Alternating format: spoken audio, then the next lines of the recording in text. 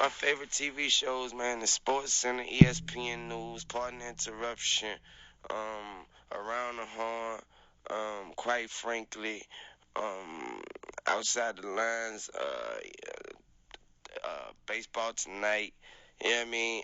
I watch sports, dog. That's what I'm trying to say. I watch sports, man. That's what I'm into. Sports, sports, sports. Every sport. Hockey, golf, basketball, football, of course. Baseball. You know what I mean? I got a favorite team, a favorite player in every single sport. I'm not going to answer those questions. Hello, everyone. I hope you're enjoying your day so far. If you didn't know, you are listening to Q&A on W.C.C.U Radio, Coastal Carolina University's student radio station. And now you know. You're here with your host. I am Addison Taylor. And if you're tuning in today, however you're tuning in, from the TuneIn app, coastal.edu, the Coastal Carolina University app, I just want to tell you I appreciate you. And I hope you're enjoying your day so far. We have some sun rays out, so I hope you've been enjoying the sun that we've been having the past few days. It's not going to last long, folks, so enjoy it. Head to the beach.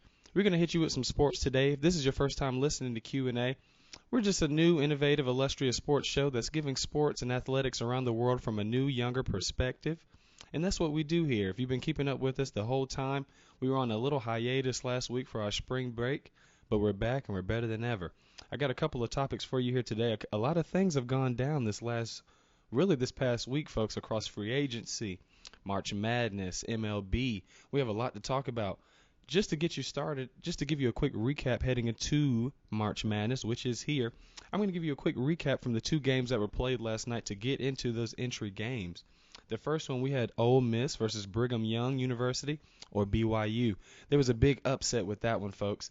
I, myself, thought that BYU was going to beat Ole Miss and make kind of a deep run into the tournament. I was wrong. For those who didn't see that game, Ole Miss ended up coming back and winning 94-90. 32 points in the first half from Ole Miss. BYU had 49. Ole Miss had an astounding 62 points in the second half to go against BYU's 41. The top performers, of course, Tyler Halls for BYU. This kid can flat out ball and he can flat out play. I definitely expect big things from him on the next level. He had 33 points, 5 rebounds, 5 assists. Ole Miss had not an outstanding leader, but somebody stepped up to the plate. S. Moody came up with 26 points, 5 assists, 1 steal. If you break this game down, folks, by the numbers, I'm actually very astounded at the ending result of the game because as I look at the team stat comparisons, BYU was really ahead in most of the categories throughout the game. Field goals made by attempts, 28 of 58 for BYU. They were 483. Ole Miss was 36 for 80 at 450. Three-pointers made, 15 for 29. .517 for BYU. Ole Miss was 7 for 23. So if you look at the numbers, really BYU had this game down, folks, but it's really that second half, that really did it for the Ole Miss Rebels. Stephen Moody scored 26 points and led Mississippi's comeback from a 17-point halftime deficit to a 94-90 victory. The Rebels, who came into it 21-12, trailed until Moody left a 15-2 run midway through the second half. He hit a late three-pointer that helped finish it off. Ole Miss coach Andy Kennedy, he said it best, welcome to March Madness. And that's really what it's the definition of, folks. We look for games like this. This was played at Dayton Stadium in Dayton, Ohio. And I'm really, really shocked at this. Ole Miss is a team that I knew had potential, that I knew could play. But, BYU, besides they're going back and forth with Gonzaga, I thought they were a team that could, even though they had maybe a low ranking, going into March Madness at that 11th seed, I still felt like they could possibly make a deep run, maybe such as the V.C.U.s of the Wichita States of the world have made the past couple of years. But this is March Madness, folks. You lose one, and you're going home. Ole Miss goes to Jacksonville, Florida to play sixth-seeded Xavier on Thursday night in the Eastern region, a team that Kennedy knows very well from his days as a coach at Cincinnati. And let's not forget about BYU and what they've done, this year, folks. They were 25-10. They pulled off the biggest comeback, really, NCAA tournament in Dayton 3 years ago. They rallied from a 25-point first-half deficit to win 78-72 over Iona to get into the first four. So the BYU has been on the other side of this field. They've just been on the success side and the winning side. Coach Dave Rose for BYU said this game will sting for quite a while. It was pretty similar to 3 years ago when we were here, and he's right about that. But like I said, there's some good pieces to take from this. Tyler Halls is definitely somebody who's going to play at the next level. He's a senior guard. He's BYU's all-time leading scorer. Had 33 points. He did miss a key three-pointer as BYU tried to catch up in the closing seconds. It was the first time this season that the Cougars lost after leading by 17 points. Uh, you know, for me, that's tough. Ole Miss was definitely a different team in the second half. They nearly doubled their scoring output and only turned the ball over 3 times. And that's the key. Once you get into March Madness, a lot of people say different things and they have different variables and analytics that determines who's going to win. But I'm telling you folks, and you're hearing it now, it's all about the matchups. It's all about the matchups. If you can get a team that you match up better than, or they're particularly, better in certain aspects, just as in Coastal Carolina playing Wisconsin. I was talking with a good friend of mine, Marcus Freeman, number 35 power forward at center for them. Check him out, very good for our Chanticleers. And he has the job of guarding Kaminsky for Wisconsin, who's the number 1 seed. He's a 7-foot, almost true 7'1". He can back down in the post. He shoots threes. But I was telling Marcus, the thing about it is you go into the game, with the same mindset. You go into the game with your schematics and your schemes and whatever Coach Ellis wants to do or plans to do. But I told him, the matchup strength there for us is speed. Wisconsin is a very slow team. We saw that when they played Maryland a few weeks ago, and they fell hard. So I told him if he can keep the intensity up, keep the speed up, be the first one to loose balls and rebounds, getting those 50-50 balls, I think we actually have a chance. And it could possibly, be the same thing that happened last year when we played Virginia. It just came down to height last year. It's hard for 6'6" to guard 7 foot. It's extremely hard. We do have a little bit of height this year, but we'll see what we can do. But anyways, I didn't mean to ramble on that, folks. I'm just so excited for my Chanticleers. It seems like people only hear about us when we make the NCAA tournament, so I'm hoping we can make some noise. But definitely, just some more key players to identify with Ole Miss heading into this second round. MJ Ritt added a career-high 20 points for Ole Miss, including a pair of three-point plays and a dunk during the go-ahead run. Ole Miss held down Kyle Collinsworth, who set an NCAA record with 6 triple-doubles this season. Collinsworth didn't score in the first half, missing all 4 of his shots, and finished with 8 points, 7 rebounds, and 10 assists. Really, that's all that's key for Ole Miss. It's the matchups. They had a better matchup with their point guards and their wing players with this game versus BYU, who has one excellent wing player in Tyler Halls. But besides that, you have Collinsworth, but they didn't really have anybody else to step up to the plate. And that's what you're going to need when you go into the NCAA tournament. You're going to need teams with great backup play, great backup guard play. Once these guys start to get tired, people need to understand, and that's, we give you on Q&A, different perspective and a different look at sports. We have to understand that these guys, they're playing at a high level, they're high-quality athletes, but at the same time, they're still in their late teens. They're still young gentlemen, young men. So, their mind state and their perceptions will change going into every game. They might not be always as focused, as soon as the game starts. But as long as you can pick up that intensity, and I'm not saying, I don't want anybody to get my words misconstrued. I'm not saying that there's a switch that you flip and you turn it on and off. But everybody has a slow start sometimes. But you have to be comfortable with your routine. Muscle memory really plays a part in March Madness. Muscle memory is your ability to really get lost in the game, and your body reacts to certain situations, cuts, shots, rebounds, because it's equipped and adequate enough to do that, and that's what you do on a regular basis in a regular night. So heading into March Madness, it's most important to not switch up your game plan, do the same things that you've been doing, analyze your matchups, change your schematics around a little bit, run some different plays to highlight different matchups with different players that you have. But besides that, folks, keep doing what you're doing. So we have Ole Miss heading into that. We had one more first 4 game, and that was Hampton versus Manhattan. Both of those are 16th seeds. Hampton comes out of the MEAC. Manhattan comes out of the MAAC.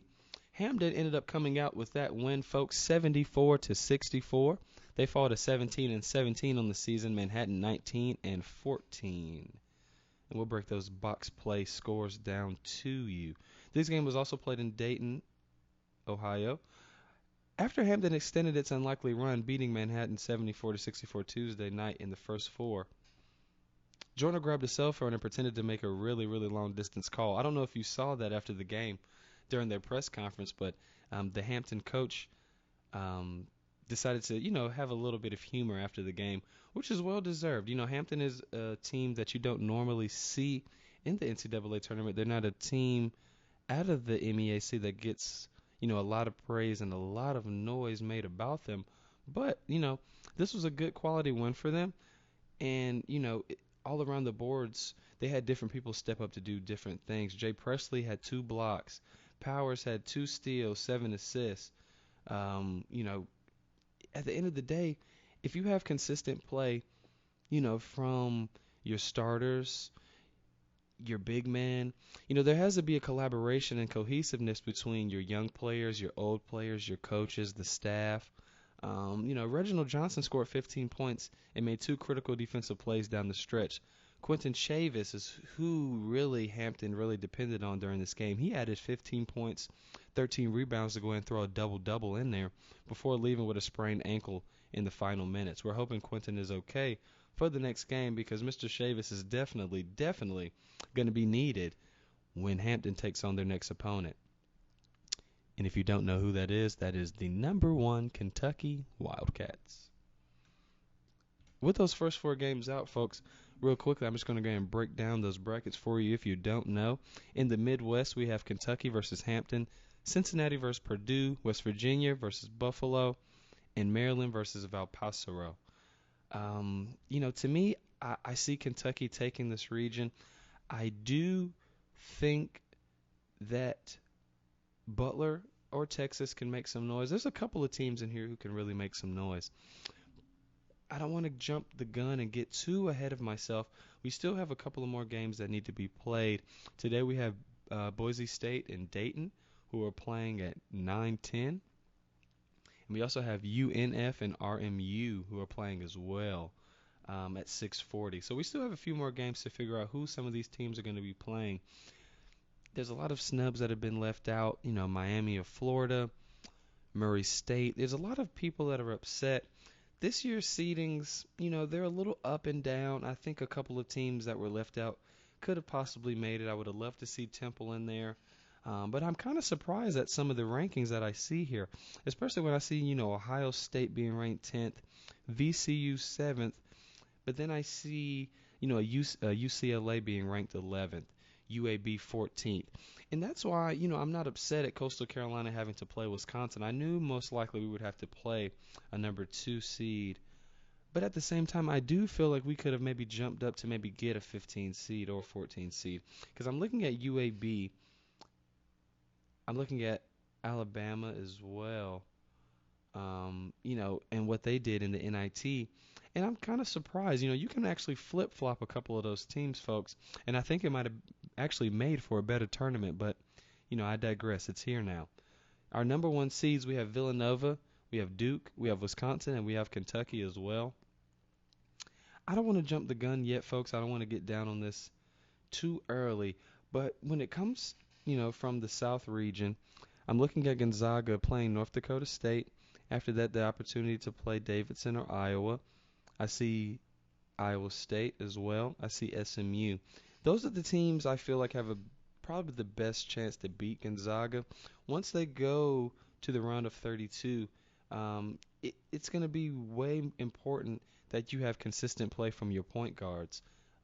We saw evidence of that, clear evidence, when Connecticut won their title, the past year. Boatwright, even Kemba Walker when he had his run there. You have to have consistent point guard play and consistent leadership to really do these things in the NCAA tournament. And that's why, my thoughts are, what they are so heavily predicated on Kentucky, not strictly because of the big man. I know what Karl Anthony Towns can do. I know how much of an offense emergence Willie Cauley-Stein has made. But for me, it's the Harrison twins who have been there before, who have been there last year with Willie Cauley-Stein as well. So I think, their expertise of being there, having the experience, mixed with Karl Anthony Towns and some of the talented freshmen that they have, like Booker, some of these other guys, I definitely think that'll be the key mix when it comes to, who's hosting up that title and cutting down the nets at the end of March. But, like I said, folks, it's going to be hard. When we get into the Sweet 16, I can see Kentucky. I see Cincinnati beating Purdue. I see West Virginia getting past Buffalo. I do see Maryland meeting up with West Virginia and beating them. So, when it comes to the Midwest region, it's going to be very difficult. Um, when it comes to the games being played in Columbus, Ohio, I have Maryland coming out. Definitely have Kentucky beating whoever they have to play this early. Notre Dame as well. For me, folks, if you look in the Western region, you see Arkansas, you see Wofford, you see UNC. I'm really happy about my Tar Heels right now, especially getting that fourth seed. We definitely made a nice run towards the end. I'm just a little worried about being in that same bracket with the Baylor, with Xavier, with VCU, even with Ohio State, with what they can do with Russell. It's going to be very interesting, folks. Well, once we start getting into the round of 32, Sweet 16, Elite 8, things like that. But I can say now, and I'm not jumping on the bandwagon, I'm just looking at analytics. I'm looking at how everything is broken down. I'm looking at matchups and height. I don't really see anybody really, really stopping Kentucky until we maybe get to the round of the Final Four, even the Elite Eight to take it back a step. Because I don't see anybody really matching up well with them when it comes to the point guard, shooting guards, and small forwards. They're starting off with height at 6'4", 6'5". That's the length of some of these other teams' wing players, even power forwards, if you look at some of our teams as well that's entering March Madness. So I'm very worried about some of these other teams. I think Duke will be okay, but, and I'm not going to, give away the details of my bracket just yet. Still fine-tuning it. But I do see Duke kind of having a similar feat that they had last year. I'm not saying they're going to fall early, like they did when they played Mercer. But, if they get lackadaisy and they find themselves in a dogfight with, South Dakota State, even a Utah, a Georgetown, I don't see Duke making it to the Final Four. I see them getting knocked off somewhere because that South region has a lot of teams who can really make some noise. We have Dayton, we have Iowa, we have Gonzaga, we have Iowa State, who I was definitely sleeping on, but with their recent win of that big title, I definitely think they're going to have a lot of poise. They're going to be very hype. They're going to be very confident going into these next rounds. So it'll be interesting, folks, to see. But if you haven't done it, definitely go on ESPN.com, fill out your bracket, switch it up a little bit, try some new things, fill out multiple brackets, and see what happens. March Madness is here, and I'm waiting for it. I can't wait. I'm hoping to get, some great championships. I know it's not going to be all number ones in the finals this year. We do have some very good teams, some very quality teams.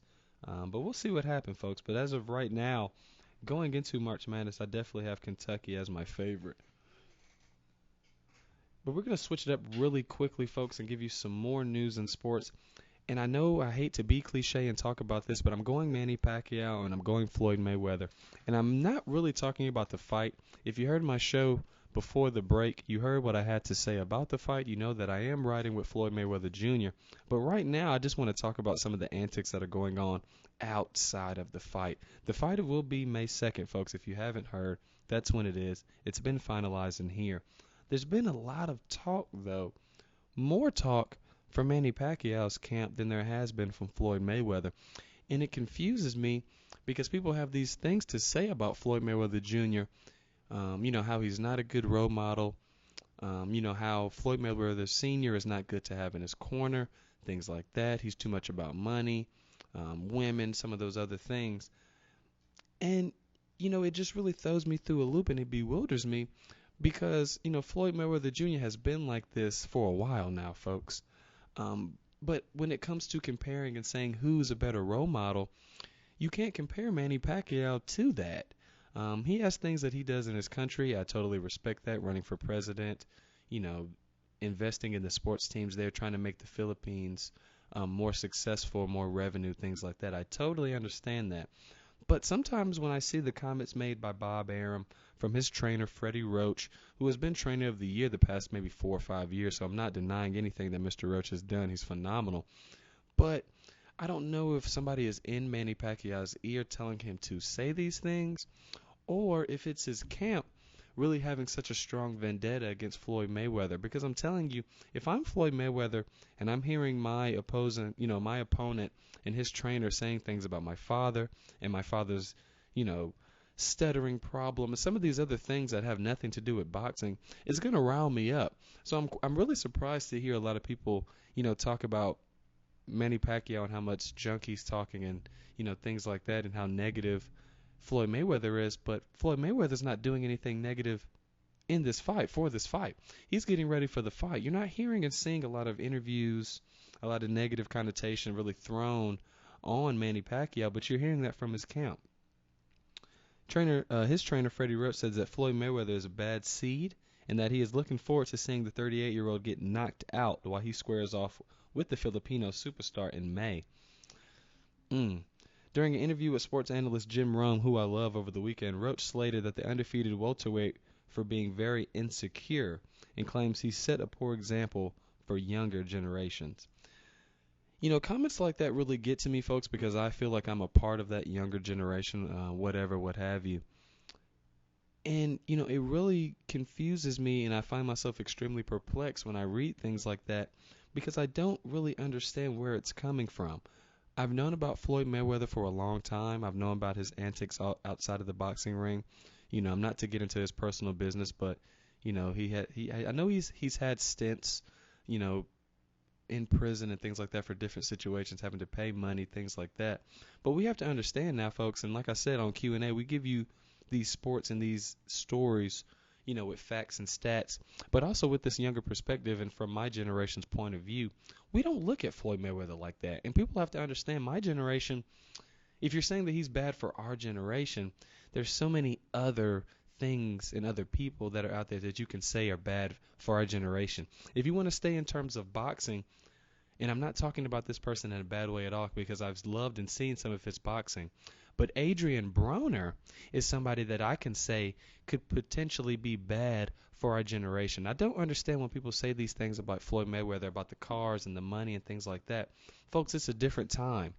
I'm pretty sure if Muhammad Ali or, Frazier, some of these other guys could get the revenue and get the showtime and the pay-per-views and all of that back then, I'm guaranteeing that they would have done it. The difference is there wasn't that technology back then. So we have to understand that, these athletes, they have to roll with the times just like we do. They have to stay relevant. They have to stay prominent.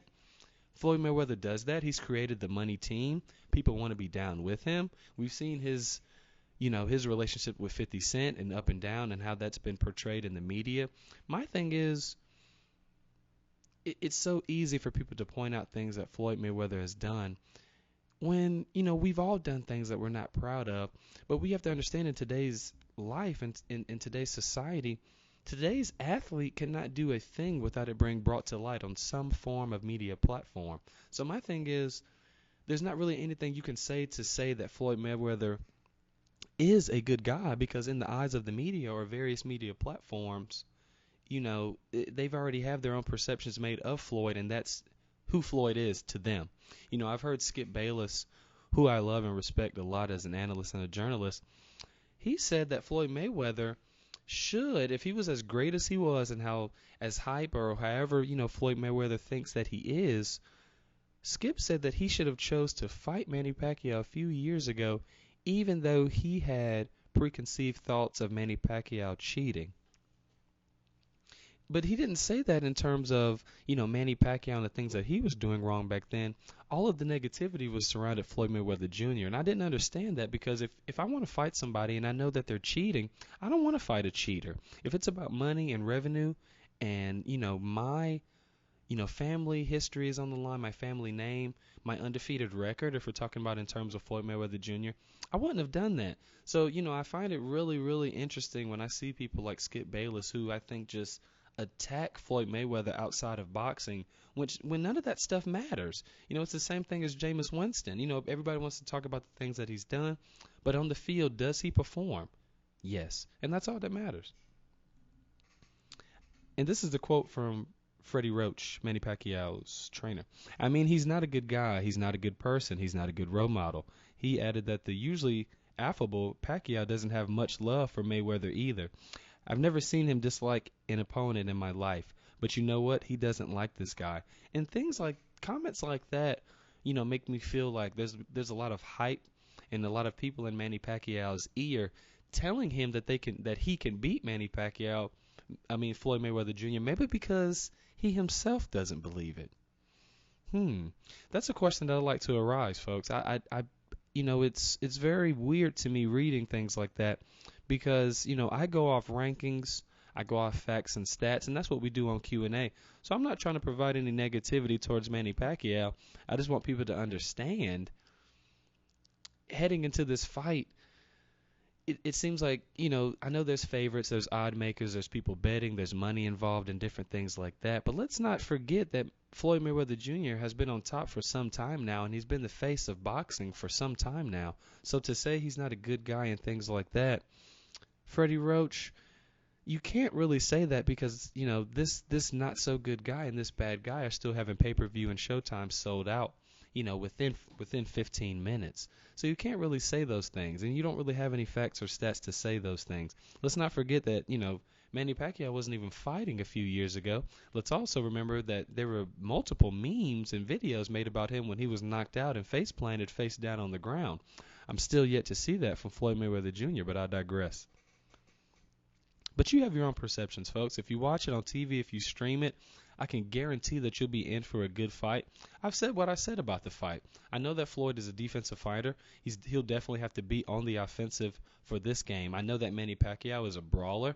I know he just throws punches. But for this game, he might have to be a little bit more conservative because if he goes too quick and you throw the wrong punch, Floyd Mayweather will make you pay. We've seen it happen before. But when it comes to opponents, everybody's saying Manny's had a harder road and things like that, but he chose the road that he chose. He chose to back away from boxing. Floyd Mayweather has been consistent throughout his whole career. Like I said, the only time he wasn't boxing is when he had the personal issues going on. But, that's not going anywhere, folks. People are saying these things. I talked with my grandmother, you know, about a week ago, about the domestic violence and some of these issues that are coming to light, and we both came to the same conclusion, and we're speaking from different generations, that these problems aren't new, folks. These problems or these issues have been going on since the beginning of time. So to say these things about Floyd Mayweather and, to jump to conclusions and be so quick to, crucify people before they're even sent and, acquire their failed trial, it's not fair. So you need to go into that fight with an open mind. You don't need to have thoughts of these boxers because of what they do outside of the boxing ring. If they're a good boxer, they're a good boxer. And that's just it. So heading into this fight, what I've heard, all the negative talk that I've heard about Floyd Mayweather Jr. it's really, fueling me, not with anger, but with excitement for the fight because I'm hoping that Floyd is, getting as much excitement from all this as I am. And I hope he can provide some turmoil for Mr. Manny Pacquiao in the fight. I'm not going to say knockout and all that like I said on the show a few weeks ago, but we'll see what happens, folks. And on that note, we'll get to really not our craziest topic, but, for a week, folks, we had some big-time NFL free agency going on. Big time. We had some trades, we had some winners, we had some losers. And that's what I'm going to give you today. Who are the winners and losers of NFL free agency thus far? I'm going to break it down to you first by the teams, then I'll go by the players. First, just to break it down, free agency so far has achieved what it set out to accomplish. It made the best teams in the NFL a little bit worse and forced the bad teams to spend extra money. As many teams learned last year, however, spending money in free agency rarely is a sound of investment. The Tampa Bay Buccaneers already released defensive end Michael Johnson, offensive tackle Anthony Collins, and quarterback Josh McCown. Many listed the Buccaneers as a free agency winner landing off season. they won very little. So if you go into it, folks, so far right now, as far as the analytics go, the Bengals are a winner to me. The Bengals have won free agency really with one simple move. They let defensive end Michael Johnson sign with the Tampa Bay Buccaneers last season, which gave Cincinnati a third-round pick in this year's NFL draft.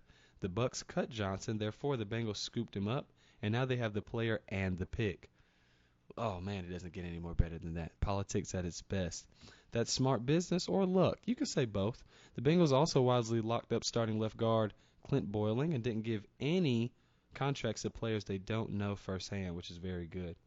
After that, we have the Green Bay Packers, which a lot of people said Green Bay had a very boring free agency, but they did, and they signed who they needed to sign, Randall Cobb.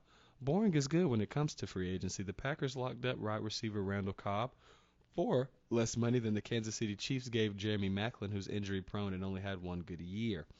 And they signed starting right tackle Brian Bulaga with just $8 million in guaranteed money, which is very good. The salary cap, folks, if you don't know, has risen up to, I think, $143.5 million. So these teams are definitely having more leeway and room to do what they need to do. Next, we have the Arizona Cardinals.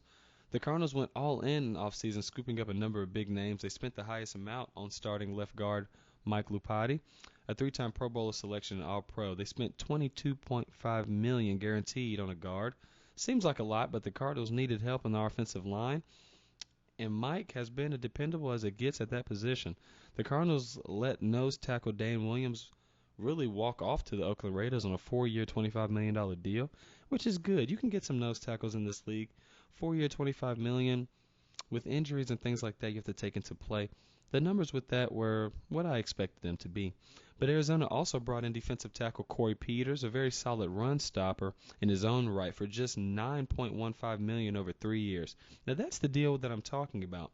When you're kind of uncertain about productivity or what a player might do in the future, I'm not saying you underpay him, but maybe you give him a little bit more guaranteed money, but you throw some clauses in that contract that state, listen, if he gets hurt, if he's on the IR, or things like that. Not saying, we want to hurt his livelihood or hurt his family and not pay him, but you're in the NFL to be productive. And we know that, the half-life in the NFL is going down each year. I think right now it's at like the average is maybe 2 seasons. And if you're a running back, it's less than that. So, we're seeing a lot of changes going into the league. But at the same time, there's some teams that are making some good money and making some smart moves when it comes to their money. The Cardinals also signed defensive end Corey Redding to a 2-year, $6 million deal, and linebacker Sean Witherspoon to a 1-year, $3.8 million. Low-risk deals. Sean Witherspoon is somebody who's been in the league for a while, so he'll provide somebody with a tenure who has that longevity, who's a professional, and who knows, how to come to work and handle their business. When it comes to the losers, folks, oh man, we had so many, but I'm just going to highlight a few. Jacksonville Jaguars, they were forced to spend money entering free agency, far below the salary cap, but how they chose to spend it leaves a lot to be desired. They had a bad signing when they brought in offensive tackle Jeremy Parnell on a 5-year, $32 million contract with $13 million guaranteed. And check this, folks. This is the real stat here. He has 7 career starts in 5 NFL seasons, but you paid him 5 years, $32 million, $13 million guaranteed. You got to be smarter about your money, Jacksonville. Handing out big contracts to career backups was a trend for the Jaguars this offseason. They gave House, who has 14 starts in 4 seasons, a 4-year, $24.5 million contract, and linebacker Dan Skuta, who has 22 starts in 6 years, $20.5 million over 5 years. So these guys are about to get paid. Julius Thomas has gone to the Jaguars as well. I was very upset at that, but then I could understand it because I feel like he's a high-quality tight end in the league. I would have loved to see him go back to Denver, but I know they want to going to give him as much money because he's been hurt. So sometimes I feel like these players have to kind of have an out-of-body experience, maybe re-humble themselves and understand, once you have that bad season or you get hurt, not many people come back to that. So it's really not personal when these teams don't re-sign these players. It's all because they're part of the aggregate, the average people that get hurt. And on average, it's happening to the same guys every season. So the teams are starting to get a little bit smarter. But, some of these teams that I'll talk about, the losers, they're just teams that have been slumping for years, and I'm trying to see them out of the slump, but folks, it seems like they want to stay in the mud. Signing Julius Thomas and Jared Odrick could help them arise from the bottom of the division, but $46 million guaranteed is a lot to give two free agents that are guaranteed to fit the system, and that's what I'm getting at. Next on our list, we have my manager's team, the Oakland Raiders. Horrible. The Raiders, like the Jaguars, had spent money. They didn't, however, need to give Rodney Hudson, a center, a 5-year, $44 million contract with $20 million guaranteed. Sometimes I don't understand what the concept of the GMs or these, VP president of personnel they have with the draft. I can never understand sometimes what the point of the draft is, especially when you have, certain positions that are always up in the draft. The draft is always deep with receivers, always deep with corners and safeties. It's always deep with tackles on both sides of the ball, and it's always filled with centers. So I don't understand why you give a big contract like that, especially $20 million guaranteed. The Raiders missed on a top receiver and overspent on Dane Williams, safety Nate Allen, linebacker Curtis Lofton, and blocking specialist tight end Lee Smith, who received a 9.1 contract over 3 years. They locked up running back Roy Halou for $4 million over 2 years, which can end up looking like a steal, but the rest of the Raiders signings are questionable at best. And they also have some new news here, not breaking news, but some new news as well, that the Raiders have also signed Trent Richardson, who has been off waivers from the Colts and is actually suing the Colts for, I think, $3.185 million because of money they were supposed to pay him after letting him go. So, Oakland's making some moves. I'm hoping this isn't a year that they kind of step back and do what they used to do and taking whatever receiver or whatever player they can get. But I guess at this point, it's about getting a high-quality player that can bring some revenue, bring a fan base, a little bit of a fan base wherever they're coming from, and some TV time. So I guess I can understand it. I'm going to give you one more team as a loser, folks. Like I said, there's so many, but I'm going to go here really quickly. And I'm really only doing this, you could say it's petty, but I'm a Carolina Panthers fan, so this last loser that I'm about to give up out of many, the New Orleans Saints. The Saints didn't do so much as far as losing in free agency as they lost the offseason, but at the same time, coming off the year that they have, it was important that the Saints did what they needed to do as far as player personnel heading into next season. Nonetheless, they traded tight end Jimmy Graham and wide receiver Kenny Stills for 60 cents on the dollar and failed to tender emerging nose tackle Tyron Walker. The Saints' intentions are slightly unclear since they still re-signed Mark Ingram and brought in veteran cornerback Brandon Browner and running back C.J. Spiller. The Saints appear to want to win now while shipping out two of their most promising young players. So I can understand it, at the same time, but the Saints had a really, really, really bad year last year. And, I understand making some of the moves. I understand trading away Jimmy Graham. But, Jimmy Graham is one of those players just like, Rob Gronkowski. They're the last line when it comes to, the Antonio Gonzalez's of the world. The Antonio Gates, the Todd Heaps. There's been not a lot of great tight ends, but there's been some pretty good tight ends over the last couple of seasons. Maybe the last decade, or you can go maybe 15 years.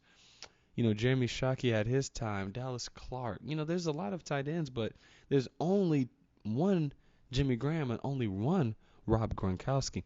And I know Jimmy Graham had a bad year last year, but you have to understand, when you're 6'6", I'm a former wide receiver, so I have knee problems to this day that are not very significant, very minuscule, but I'm barely hovering around 6'2". So when you're 6'6" and you have reoccurring shoulder and knee problems, it's very hard to get going. But the Saints were so bad last year that he had to continue to play hurt. So I thought people are getting on Jimmy Graham a little bit too hard with what they've been saying about him this offseason and getting traded and things like that. But we'll see what he ends up doing.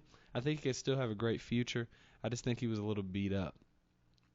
Really quickly, folks, I want to jump on this topic because this is something that has really, been talked about a lot and something I want to clear up as far as, some of my favorite analysts go, in this case, one analyst. And I'll throw in another, maybe winner or loser here. First, I'll start with the Buffalo Bills, who I think is a winner going into next season. I think they can do some big things in the AFC East. I just really want to make this comment, folks, because I really love what they've done. They brought in LaShawn McCoy, which is, very, very, very big. I also think that they can do something. I don't know what Fred Jackson plans to do, but, he is 34, 35 years old, but at the same time, he's a goal line bulldozer. We know that he knows how to find the end zone. I guess he's pretty much the last of those Jerome Bettis big backs that just rumble and tumble and get the job done. But with the acquisition of Percy Harvin, I think it's very interesting, and I want people to know that the Buffalo Bills can make noise. They just have to get consistent quarterback play. If they can get E.J. Manuel to do something, even Matt Castle to maybe step up to the plate and do something, they can really do well, folks. We've seen the Patriots. They got rid of Browner. They got rid of Revis. So it's looking like the Patriots are more so like, listen, we won our title. Hey, now we can sit back and relax. And that seems like what they're doing. We know they're going to be in the AFC title game as they are every year. They have the best and the smartest coach in the league, Bill Belichick. He's a genius.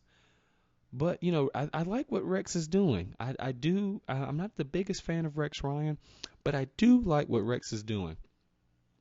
So as far as the winners go, do I think, Buffalo, some of these other teams are top winners? Definitely. I just want to touch on something else very, very quickly. That's when it comes to, the individuals who gain from free agency. So, of course, LaShawn McCoy, really who will become the first cornerstone of the team's offense after arriving via trade. Matt Castle, Percy Harvin. The biggest surprise could possibly be the Bills signing Tyrod Taylor, who's actually a really good backup. I love what he's done, as backing up in Baltimore for as long as he did. So I think he's somebody who can get in the game and do what he needs to do. Of course, Ndamukong Suh was one of the biggest winners, in free agency. We know how much he got paid, and we know what he's looking to do in the future. I'm just hoping that, he backs up the money that he's been given. Darrelle Revis, of course, he's somebody that's really, I guess, won in free agency as well, going back to the Jets. He got his Super Bowl ring. Now he's out of there, and he's getting paid as well. Revis is pocketing $28 million, courtesy of separate deals the past two off seasons in Tampa Bay and New England. Can't blame him on that. Ndamukong Suh, the new Miami Dolphin, wanted to be the NFL's best compensated defender. Mission accomplished. He begins paychecks that could add up to $114 million. Man, how sweet is that?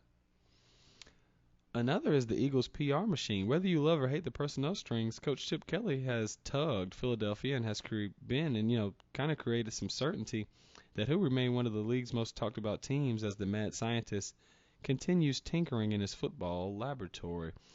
The defense should be better, but the offense overhaul, highlighted by the arrival of Murray, quarterback Sam Bradford, the departures of McCoy and Jeremy Maclin will burnish or blemish Kelly's rep. And that's the point that I really wanted to get to first, folks. As far as the Eagles go and some of the, things that have been said, specifically by Stephen A. Smith, and saying that there's been some, racism in the part of Chip Kelly and the Eagles camp.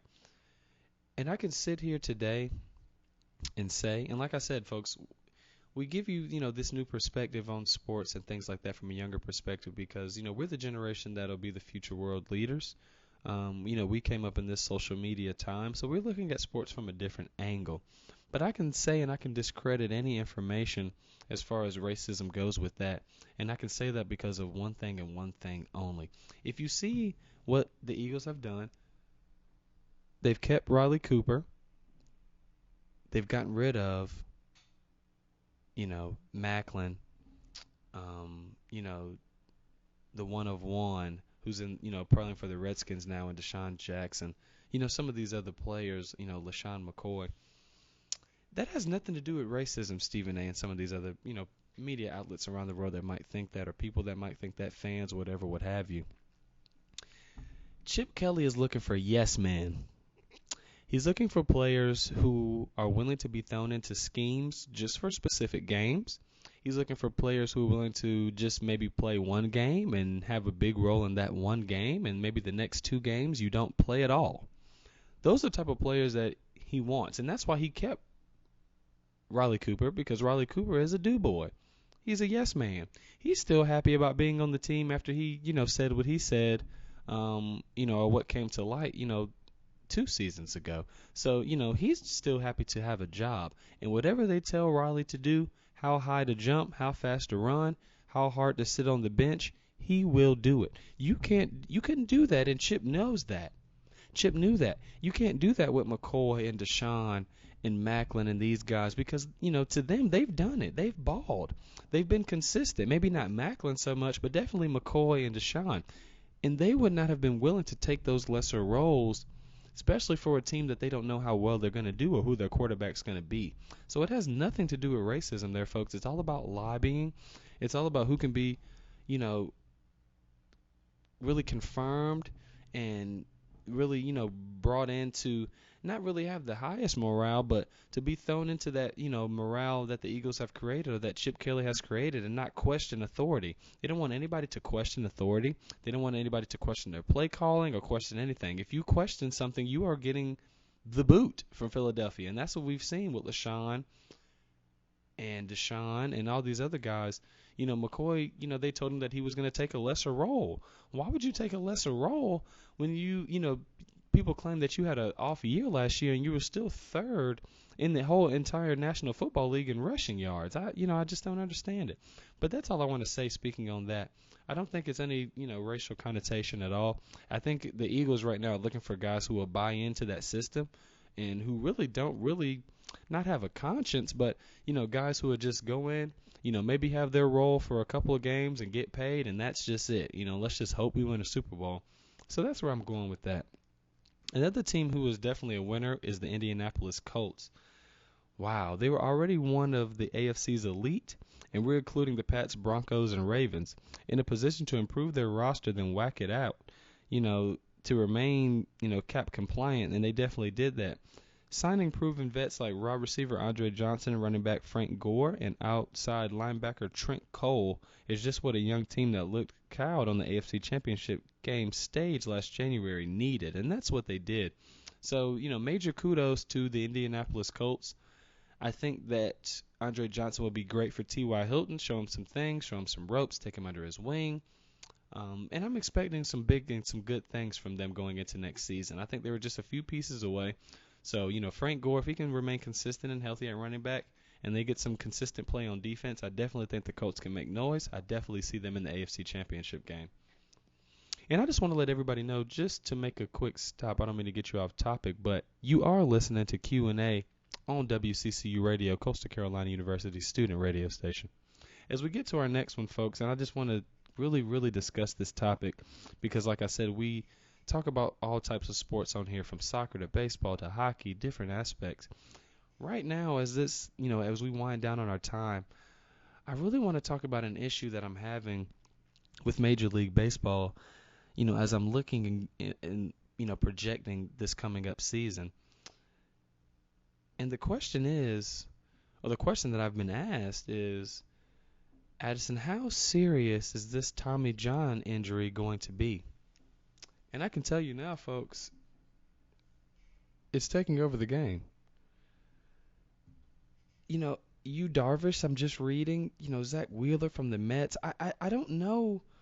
I don't know what the problem is, but I'm having a problem with this injury reoccurring every year. I understand these pitchers throw hard.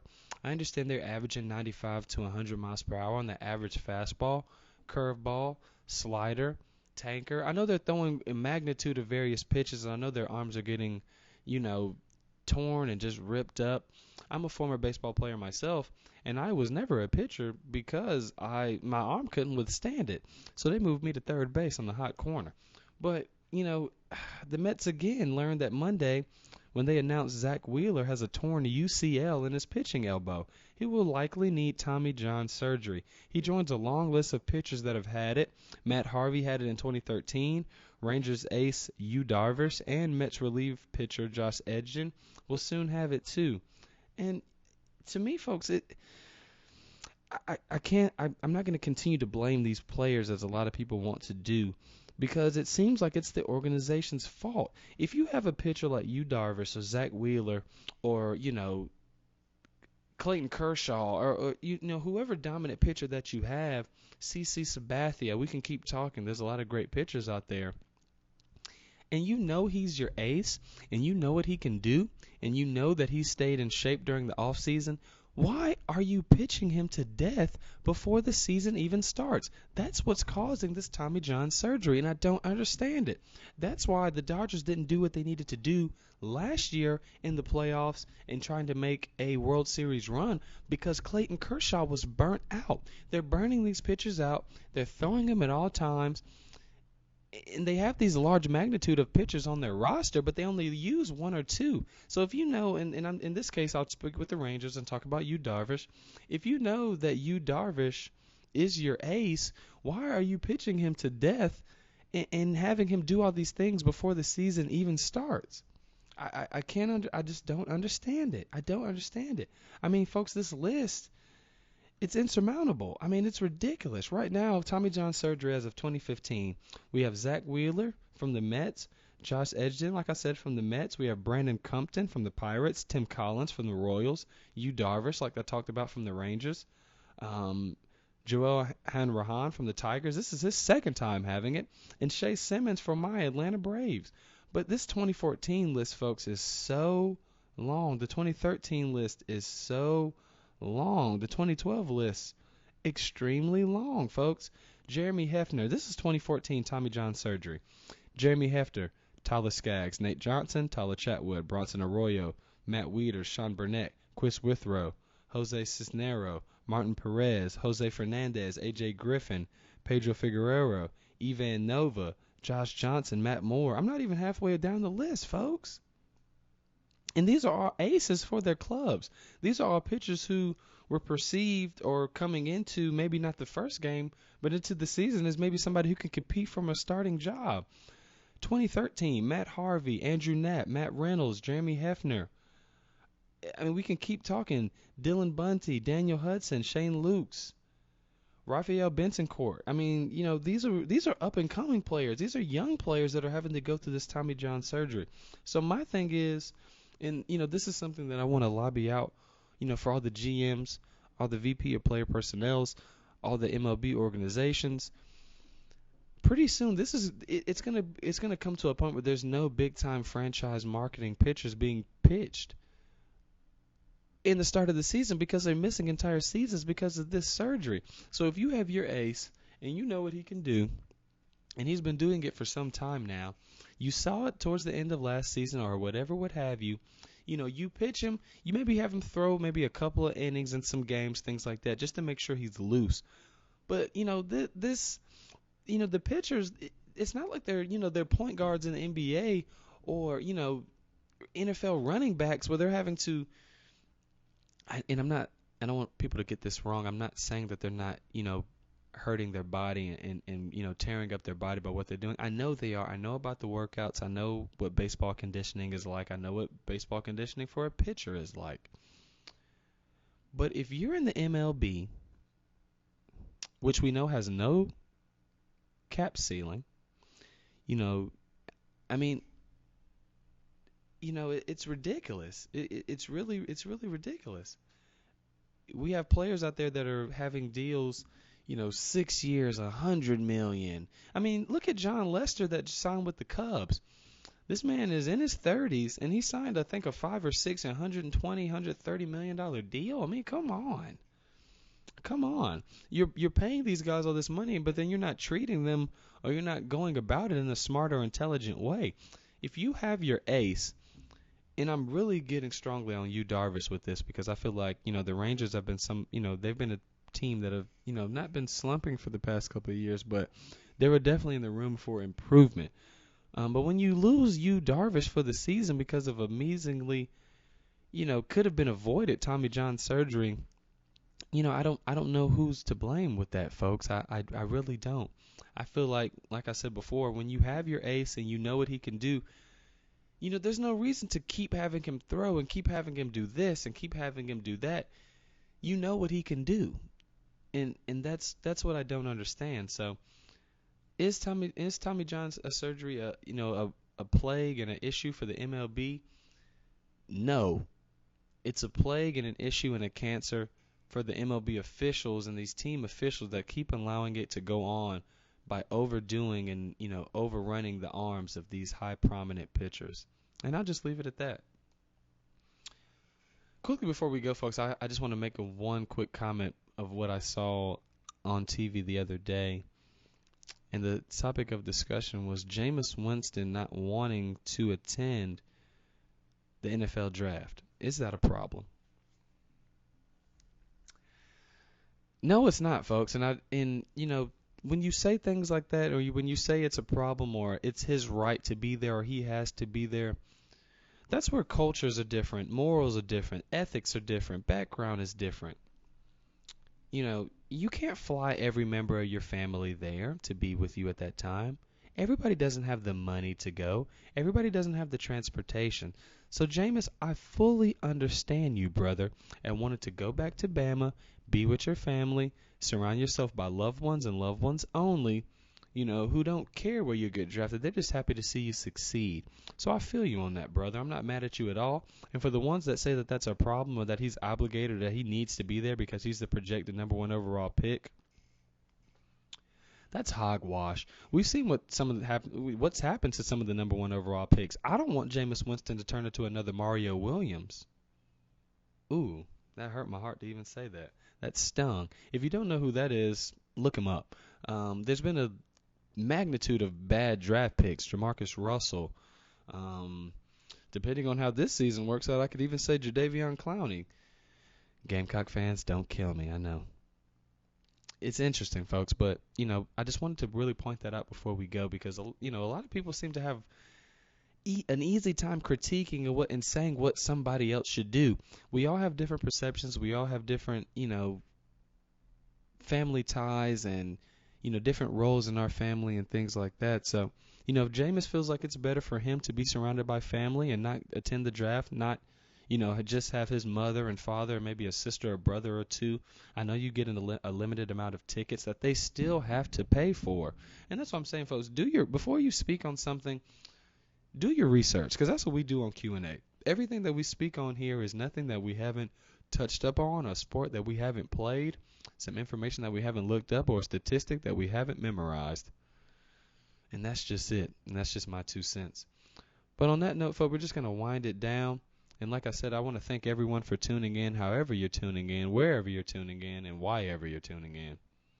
The TuneIn app, coastal.edu, type in W.C.C.U radio, or just download that Coastal Carolina University app. And like I said, don't just listen to my show. We have a magnitude of other great shows. One coming from my man Nate right after me at 1 o'clock, so stay tuned. I want to thank Will. I want to thank everybody who's been a great management as far as our radio station goes and doing what they do and doing what they does. That's just something we say, just a little slang.